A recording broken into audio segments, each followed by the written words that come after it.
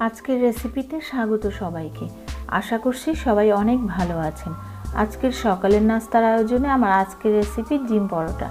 সকালের সুস্বাদু ও হেলদি নাস্তার সবচাইতে সহজ রেসিপি, সবচেয়ে কম উপকরণে আর কম সময়ে চটজলদি এই ডিম পরোটা কিভাবে আপনারা বানাতে পারবেন সেটাই আপনাদের সামনে সহজভাবে উপস্থাপন করার চেষ্টা করেছি। আশা করছি আপনাদের সকলের অনেক ভালো লাগবে। ভালো লাগলে একটা লাইক দিন আর সাবস্ক্রাইব করে আমাকে সাপোর্ট করুন। তো কথা না বাড়িয়ে চলুন শুরু করা যাক। ডিম পরোটা বানানোর জন্য প্রথমে পরোটার জন্য একটা খামির তৈরি করে নিতে হবে।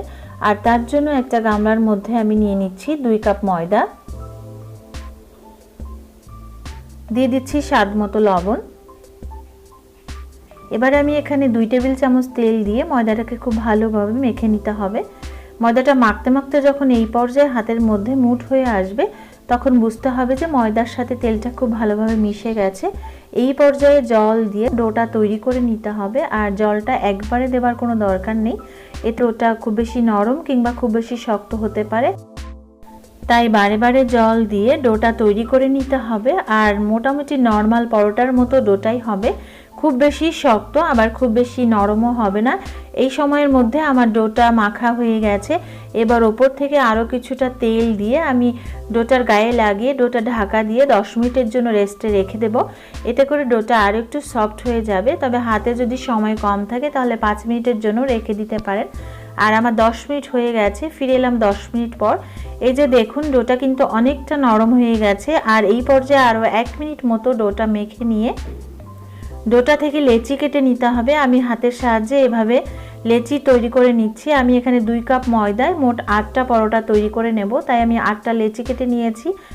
লেচিগুলোকে হাতের তালুতে ডলে আমি গোল করে নিয়েছি। একটা লেচি নিয়ে প্রথমে বেলে নেব আর বাকিগুলোকে এভাবে ঢাকা দিয়ে রাখবো, এতে করে ওপরটা ড্রাই হয়ে যাবে না। এরপরে আমি একটা চাকির মধ্যে কিছুটা ময়দা ছড়িয়ে নিচ্ছি আর একটা লেচি নিয়ে প্রথমে পরোটা তৈরি করে নিচ্ছি।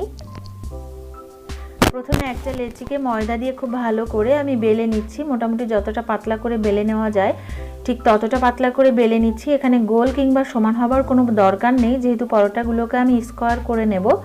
আর পরোটাগুলোকে আজকে আমি ভাঁজ করে করব। এভাবে আমি বেলে নিয়েছি, তার উপরে আমি দিয়ে দিচ্ছি একটু তেল দিয়ে পরোটার উপরে খুব ভালো করে লাগিয়ে নিচ্ছি সামান্য তেল দিয়ে। তার উপরে দিয়ে দিচ্ছি একটু ময়দাটাকে খুব ভালো করে লাগিয়ে নিচ্ছি। এরপর পরোটাটাকে আমি ভাঁজ করে নিচ্ছি। আর এতে করে যেটা হবে পরোটার একটা লেয়ার তৈরি হবে আর পরোটা ভাজার সময় সেটা খুব ভালোভাবে ফুলবে। এই জন্য তেল আর ময়দা দিয়ে এভাবে পরোটাটা ভাজলে সেটা খুব ভালোভাবে ফুলবে আর পরোটার একটা লেয়ারও তৈরি হবে। ঠিক একই রকমভাবে পরোটাগুলোকে আমি এভাবে বেলে ভাজ করে নিচ্ছি। তারপর আমি সবগুলো পরে একসাথে বেলে নেব।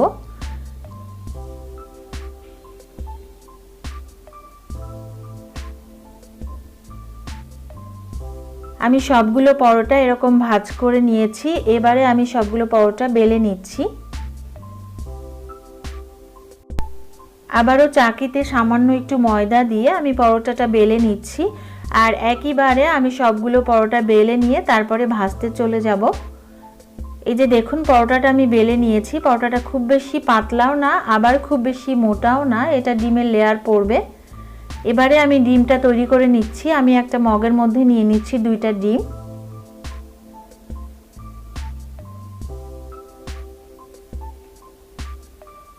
দিয়ে দিচ্ছি স্বাদ মতো সামান্য একটু লবণ আর দিয়ে দিচ্ছি কাঁচামরিচ কুচি আর সাথে দিয়ে দিচ্ছি ফাইনালি চপড করা পেঁয়াজ কুচি। একটা ছোট সাইজের পেঁয়াজ আমি এখানে কুচি করে নিয়েছি, সেটা দিয়ে দিচ্ছি। তবে এখানে পেঁয়াজ, মরিচ, ধনেপাতা এগুলো আপনাদের পছন্দ অনুযায়ী ব্যবহার করবেন, চাইলে শুধু ডিম দিয়েও এটা করতে পারেন।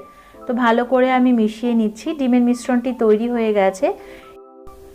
এবারে পরোটা ভেজে নিতে হবে। আগে থেকে আমি চুলায় একটা ফ্রাই প্যান বসিয়ে দিয়েছিলাম আর প্যানটা গরম হয়ে গেছে। এর মধ্যে পরোটাটা দিয়ে 2 পিঠ তেল ছাড়া প্রথমে ভেজে নিতে হবে। যখন 2 পিঠ তেল ছাড়া ভাজা হয়ে যাবে তখন 1 টেবিল চামচ পরিমাণ তেল দিয়ে পরোটাটা ভেজে নিতে হবে। তেল দেওয়ার পরে যখন পরোটাটা 2 পিঠ ভাজা হয়ে যাবে তখন দেখবেন যে পরোটাটা খুব সুন্দরভাবে ফুলে গেছে। যেহেতু আমরা ভাজ করে পরোটাটা করেছি তাই পরোটাটা কিন্তু সুন্দরভাবে ফুলবে। আর এই ফোলা জায়গায় এরকম একটা ছুরি দিয়ে একটু কেটে নিয়ে ডিমের গোলাটা দিয়ে দিতে হবে। আর এই পর্যায়ে ডিমের গোলাটা দিয়ে একটু ভালো করে চারপাশে ছড়িয়ে দিতে হবে। আর এই কাজটি খুব কেয়ারফুলি করতে হবে, অনেক সময় এটা দিতে গেলে অনেক সময় হাতে তাপ লাগতে পারে, তাই এই সময় চুলার আঁচটা কমিয়ে ডিমের গোলাটা দিয়ে 2 পিঠ খুব ভালো করে উল্টে পাল্টে নেড়ে চেড়ে ভেজে তুলে নিতে হবে। আর পুরো পরোটা ভাজার সময় চুলার আঁচটা অবশ্যই মিডিয়াম টু লোতে রাখতে হবে। তো আমি সবগুলো পরোটা একই রকমভাবে ভেজে তুলে নিয়েছি। আমি আপনাদেরকে একটা ভেঙে দেখাচ্ছি কতটা পারফেক্ট হয়েছে। ভেতরে ডিমের লেয়ারটা যাওয়ার পরে পরোটাটা কিন্তু অনেকটা মোটা হয়ে গেছে, এই যে দেখে বুঝতে পারছেন। আর কোথাও কিন্তু ডিমটা কাঁচা নেই, একদম পারফেক্ট হয়েছে। আর দেখে নিশ্চয়ই আপনাদের লোভ হচ্ছে, কিন্তু রেসিপিটি কেমন হয়েছে সেটা জানার জন্য অবশ্যই একবার ট্রাই করুন। আর কেমন হয়েছে আমাকে কমেন্ট করে জানান। রেসিপিটি ভালো লাগলে একটা লাইক, কমেন্ট, শেয়ার, সাবস্ক্রাইব করুন, কারণ আপনাদের লাইক, কমেন্ট, শেয়ার, সাবস্ক্রাইব আমাকে অনেক বেশি আনন্দিত করে। সবাই খুব ভালো থাকবেন। Thank you so much.